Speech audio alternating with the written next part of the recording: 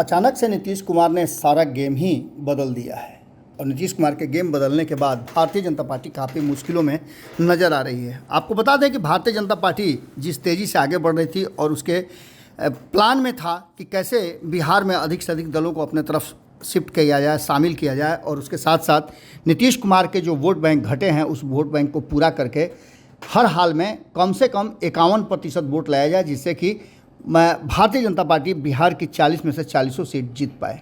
इसके लिए भारतीय जनता पार्टी जानती थी कि उसे कड़ी मशक्क़त करनी पड़ेगी और बहुत सारी कुर्बानियाँ भी देनी पड़ेगी।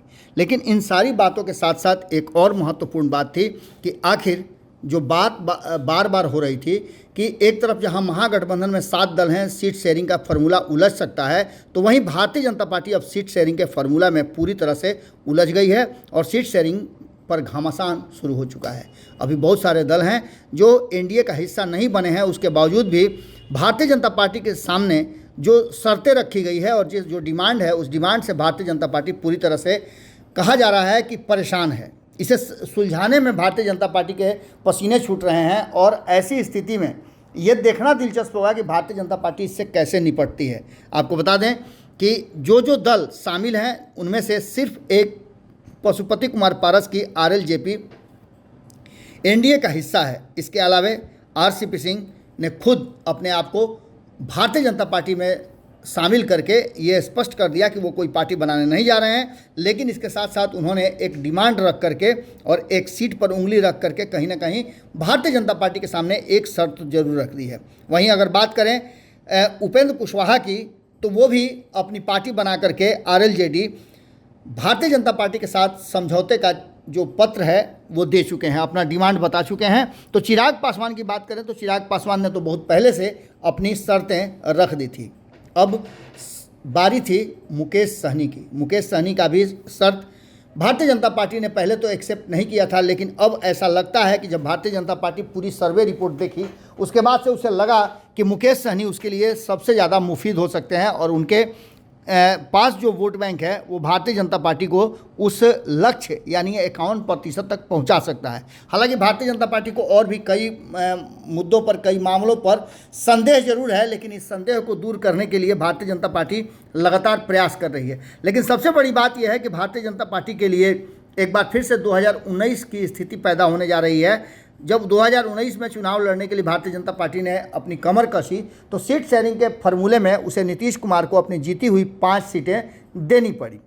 ऐसी स्थिति एक बार फिर से नज़र आ रही है। कहा तो ये जा रहा था कि भारतीय जनता पार्टी 40 में से 30 सीटों पर अपने लड़ेगी और 10 अपने सहयोगी दलों को देगी, लेकिन जिस तरह से चिराग पासवान के साथ साथ मुकेश सहनी, उपेंद्र कुशवाहा, पशुपति कुमार पारस और अन्य जो 2 लोग आने वाले हैं, जैसे जीतन राम मांझी यदि आ जाते हैं, अगर पृथ्वी माली शामिल हो जाते हैं, चंद्रवंशी शामिल होते हैं, तो इन सारी स्थितियों को लेकर के भारतीय जनता पार्टी के पास उतने ही सीट बचते हैं जितने सीटों पे वो चुनाव लड़ी थी, या एक आध उससे और कम भी हो सकते हैं।